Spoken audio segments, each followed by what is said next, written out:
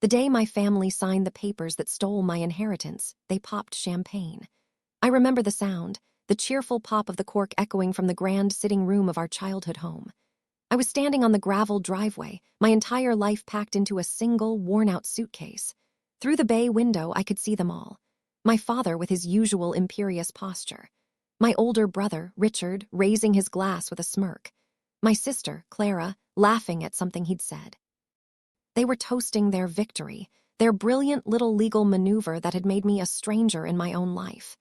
They celebrated, and then they forgot I ever existed. But I didn't forget. Standing there in the shadow of the house my grandparents built, I didn't cry. I didn't scream. I just made a promise to myself, a vow etched not in tears but in ice. I would spend the next decade uncovering every secret, every crime, every single lie they had mortared into the foundations of their perfect, gilded lives. They left me with nothing, so I decided I would take everything. Before the fall, my life was comfortable. Privileged, I guess you'd call it. The Ashworth name meant something in our city. It meant old money, generational power. Our family business, Ashworth Holdings, a sprawling import-export empire, was the engine behind it all. Our home felt less like a house and more like a landmark, a testament to a century of success. I was the youngest, the artistic one, as my father, Thomas Ashworth, liked to say with a dismissive wave. It was his polite way of saying I wasn't like them. Not like Richard, his firstborn, his heir apparent, groomed from birth to take over the company. Richard was all sharp angles and even sharper ambition, with a cruelty he mistook for strength. And then there was Clara, my older sister, a social butterfly whose entire life was a performance of perfection. Her loyalty always shifted to whoever held the most power. My mother was the glue. She was the only warmth in that cold, cavernous house. She actually saw me, not as a disappointment, but as her daughter. She encouraged my love for history, for art, for the stories hidden away in old things. She was the one who told me that the Ashworth legacy wasn't just about balance sheets, but about building something that lasts. She was my protector, and I, in my naivete, believed she always would be. The family business was a constant presence. Dinner conversations were about shipping lanes, commodity prices, and hostile takeovers. I found it all mind-numbingly dull, a world of gray suits and grayer morals. My father saw this as a fatal flaw. "The world is run by sharks, Amelia," he'd tell me, his eyes scanning me with disappointment. "And you're a dolphin, pretty to look at but ultimately prey." Richard would just laugh. I was living in a golden cage, blissfully unaware that the door wasn't locked. It was just waiting for the right moment to be thrown open, to cast me out. The tension was always there, simmering just beneath the surface. The way my father's jaw would tighten when I talked about wanting to work in a museum. The way Richard made casual, cutting remarks about my hobbies. The way Clara looked at me with a mix of pity and contempt. They were a closed circle, and my mother was the only reason I was allowed to stand near the fire. I just never realized what would happen when her light went out. My mother's illness was sudden and swift. It tore through our family like a storm, and when it passed, it left a silence that was heavier than any sound. Her death was the single greatest cataclysm of my life. For my father, brother, and sister, it was something else entirely. It was an opportunity. I was too consumed by grief to see it at the time. I missed the hushed late-night phone calls, the quiet meetings with the family lawyer, a man named Mr. Davenport, whose smile never quite reached his eyes. The day of the will reading was a week after the funeral. The air was still thick with the scent of lilies and sorrow. We gathered in my father's study, a room of dark wood and darker secrets. I sat in a leather armchair, clutching a small, silver locket my mother had given me. I thought the proceedings would be a formality.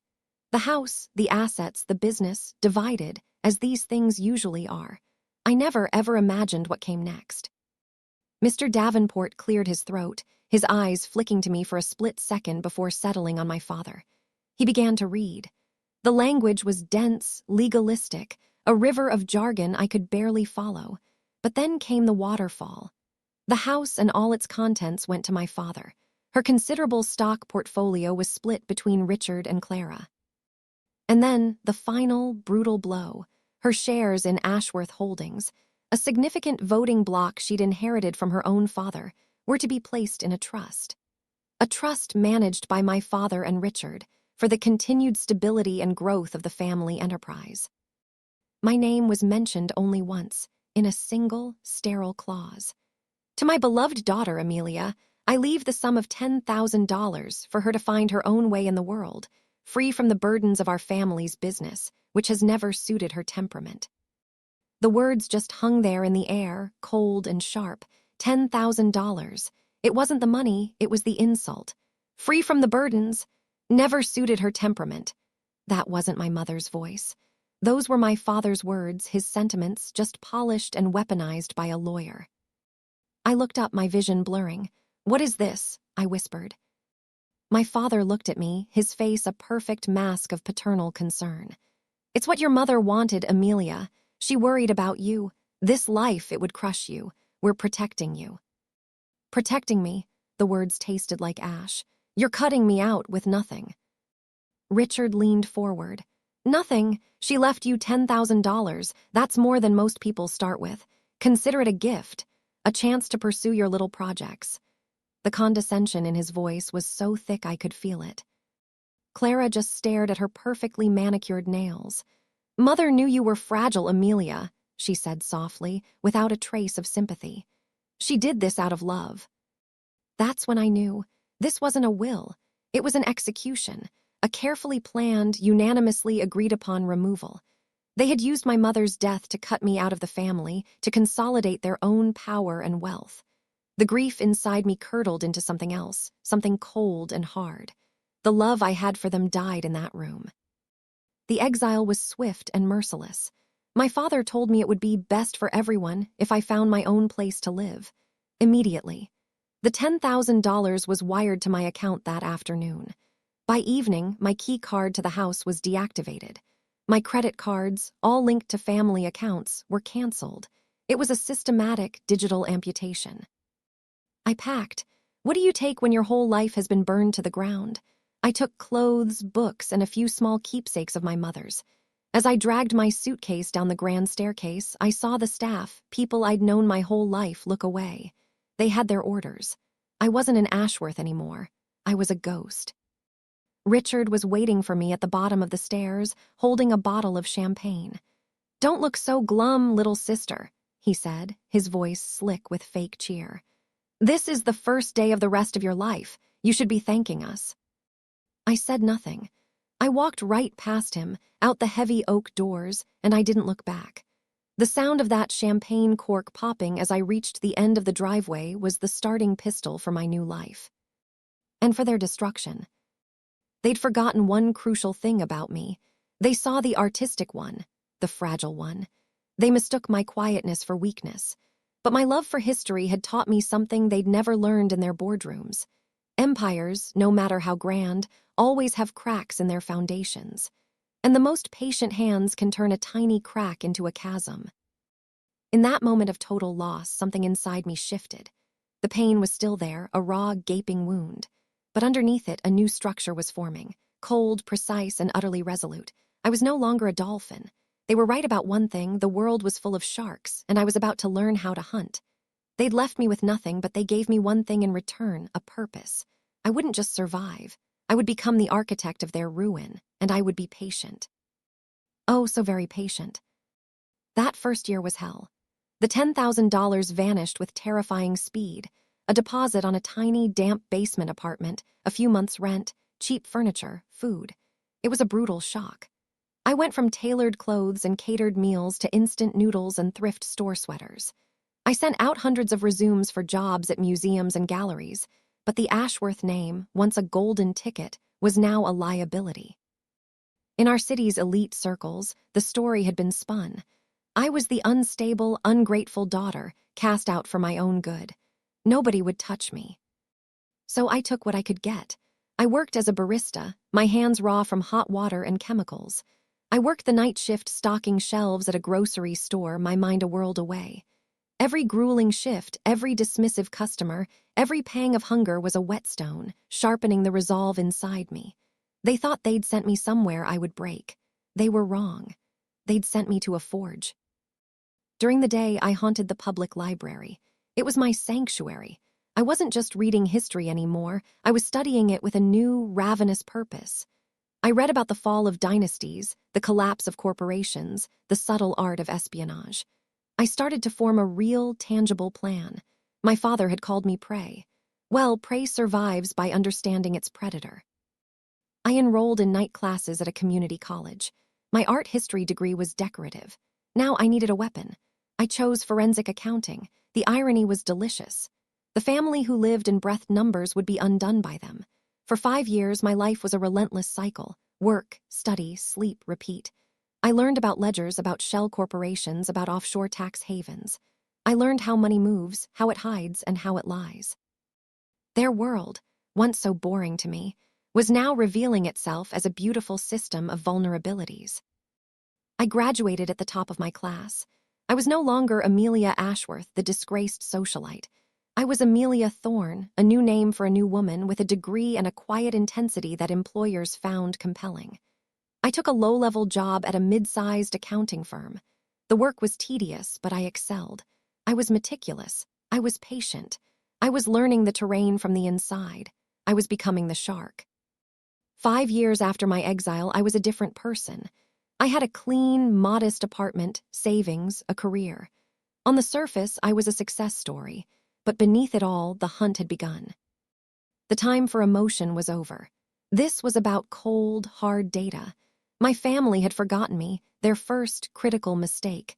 They didn't do social media, but their company, Ashworth Holdings, was public enough.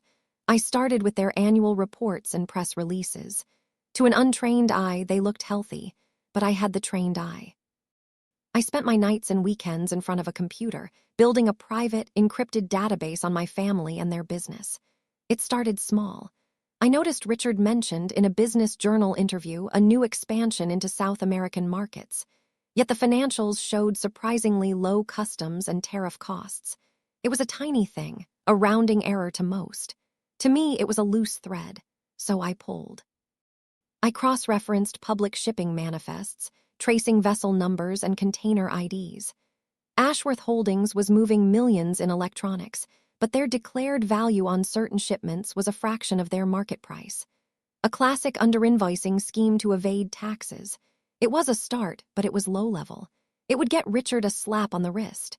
I wanted obliteration. I started digging into their smaller, private subsidiary companies. One in particular caught my eye, Maritime Solutions Group. It was registered in a jurisdiction known for corporate secrecy, a perfect vehicle for shady activities. Its mailing address was a P.O. box I recognized. My father had used it for his private investment club for decades. Another thread. I used my meager savings to hire a private investigator, a grizzled ex-cop with a healthy cynicism for the rich. I didn't tell him who I was. I just gave him a target, Maritime Solutions Group. His report confirmed my suspicions. The company had no physical office, no employees. It was a shell company. Its sole purpose was to exist on paper. The PI's report contained a list of transactions, payments out of the shell company, large payments to another shell company in the Cayman Islands, and smaller but significant payments to a high-end interior design firm. A quick search revealed the firm's owner, a beautiful woman frequently photographed at charity events with my sister, Clara, and on a few occasions with my father. He was having an affair, and he was using company money laundered through a shell corporation to fund his mistress's business. It was sordid, it was hypocritical, but it still wasn't enough. The deeper I dug, the more I realized I was hitting a wall. I had public data, but I needed someone who had been on the inside. That's when I remembered a name, Arthur Finch. Arthur had been my father's CFO for 30 years. He was quiet, brilliant, a numbers purist. About a year after my exile, I'd heard he had been retired. The story was he wanted to spend more time with his grandkids. I suspected the truth was that Richard had pushed him out. Men like Arthur don't just retire. They are loyal to a fault until that loyalty is betrayed. I tracked him down to a small, coastal town. I wrote him a letter. I didn't use my name. I just wrote, "I know what Richard did to you. I also know about Maritime Solutions Group. I think we have a common interest." I included a burner phone number. He called. His voice was wary. "Who is this?" Someone who believes your loyalty was repaid with betrayal, I said, just like mine was. There was a long silence. Amelia. Yes, Arthur, it's me. We met a week later. He looked older, tired, but when he spoke about Ashworth Holdings, a fire lit up in his eyes. He confirmed it. Richard had forced him out, calling his ethical accounting old-fashioned. My father, his friend of 3 decades, had stood by and let it happen. I laid out everything I had. The underinvoicing, the shell company, the affair. He listened intently. When I finished, he nodded slowly. It's worse than you think, he said. He explained the real cancer. It wasn't just embezzling money for an affair. Richard, with my father's approval, had created a system of fraudulent accounting. They were using the shell companies to create fake revenue. Maritime Solutions Group would bill Ashworth Holdings for non-existent goods, and Ashworth would pay. The money was then funneled through offshore accounts and reinvested into other companies they secretly owned, making it look like legitimate profit. They were massively inflating the company's value, deceiving everyone. It was a house of cards, the kind of fraud that sends people to prison for a very long time. Why? I asked. Ego, Arthur said simply. Your father couldn't stand the idea of the company stagnating. Richard couldn't stand being seen as less successful than his father, so they started lying. A small lie, then a bigger one, until the lie became the entire business. Arthur had been pushed out for asking questions, but he was a meticulous man. Before he left, he'd made a private backup of the company's server. He had a copy of the truth. Our alliance was sealed. He had the key. I had the map. Arthur's data was a revelation. A labyrinth of encrypted files and hidden folders. It took us 6 months of painstaking work to decipher it all. And there, buried deep in a file labeled Legacy Projects, we found it, the smoking gun. It was a detailed ledger, not just of the financial fraud, but of something much darker. It chronicled a series of payments to officials in a small port city in Asia. The payments corresponded with dates of accidents that had befallen local union leaders who had tried to organize dockworkers. One died in a suspicious hit-and-run. Another just disappeared. But the true horror was a single line item, a massive one-time payment to a shell corporation linked to a corrupt police official. The date was 10 years ago. The memo line contained a single word: Henderson. My blood ran cold. David Henderson was my father's original partner. The story I'd always been told was that he died tragically in a boating accident in Asia. His death had made my father the sole owner of Ashworth Holdings. The pieces clicked into place with sickening clarity. Henderson had been an obstacle, and my father had him removed. He hadn't just stolen my inheritance. He hadn't just cheated on my mother. My father, the titan of industry, was a murderer. His entire empire was built on blood. Richard knew. His signature was on the authorizations. Clara didn't know the details, but the ledger showed transfers from the Legacy Project slush fund into her personal accounts, labeled discretionary bonus. She was being paid to look the other way. They were all complicit, all guilty. I now held not just a financial bomb, but a nuclear one. My plan was no longer about taking back what was mine. It was about justice. A cleansing fire that would burn their whole rotten world to the ground. The time for gathering storms was over. It was time to unleash the hurricane. 10 years, a decade to the day since I had stood on that gravel driveway, and my family was, fittingly, throwing a party, the Ashworth Holdings' 50th anniversary gala. The social event of the season, a monument to their own arrogance, held at the city's most prestigious museum, a place I once dreamed of working. The irony was so thick I could taste it. The guest list was a who's who of the city's elite: politicians, bankers, investors, the media. It was the perfect stage, a public altar for a private sacrifice. In the weeks leading up to it, I made my final moves. Arthur and I compiled everything into a series of irrefutable dossiers, each one tailored to its recipient. The first, detailing the massive financial fraud, was for the SEC and the IRS.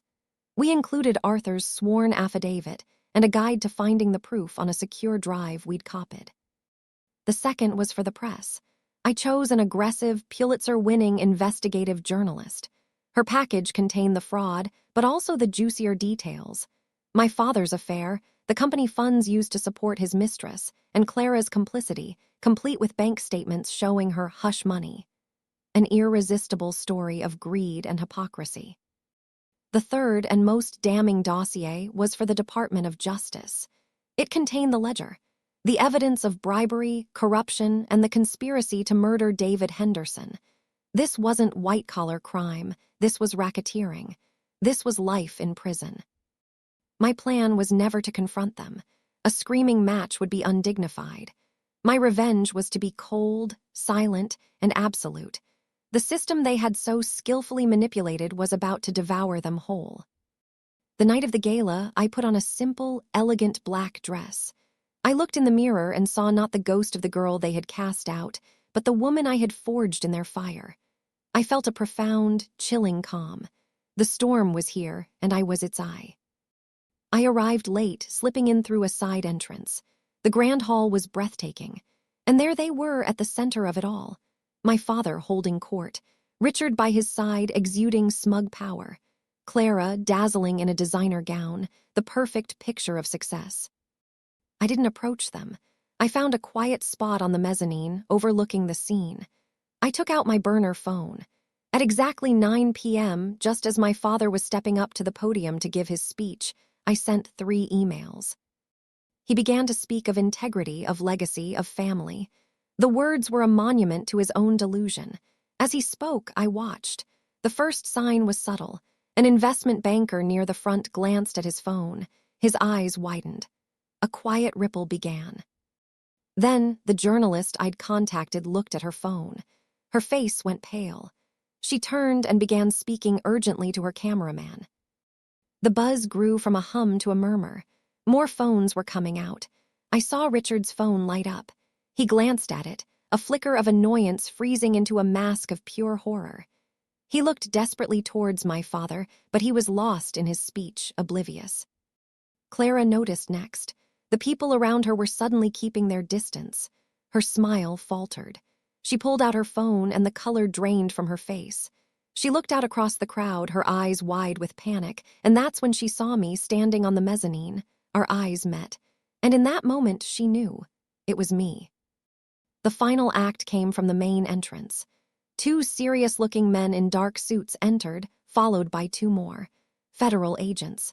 They moved through the crowd with calm purpose, heading straight for the stage. My father, finally sensing the shift in the room, faltered. "And so, the future of Ashworth," he began, but the words died as the agents ascended the steps. One of them leaned in and spoke quietly into his ear. The hall fell silent. The blood drained from my father's face. He looked old. He looked small. He scanned the crowd, his eyes wild with confusion until they landed on me.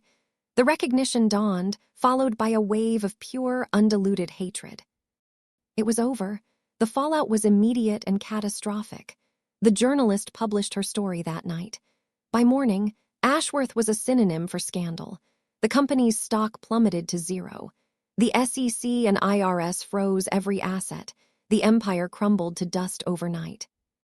My father and Richard were arrested that night, charged with everything from securities fraud to murder. They were denied bail. Clara wasn't arrested, but she was ruined.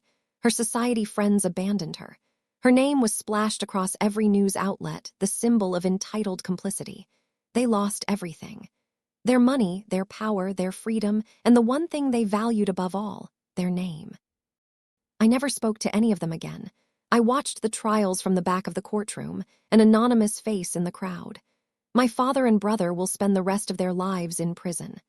Clara, in exchange for her testimony, avoided jail time, but she was stripped of every asset. She was left with the same thing they had left me with a decade ago: nothing. I didn't take their money. The government seized it all to pay back the investors and the taxes they'd evaded. My revenge was never about getting rich. It was about balance. It was about justice. I left the city after the sentencing. I moved to a quiet town by the sea, not unlike the one where I found Arthur.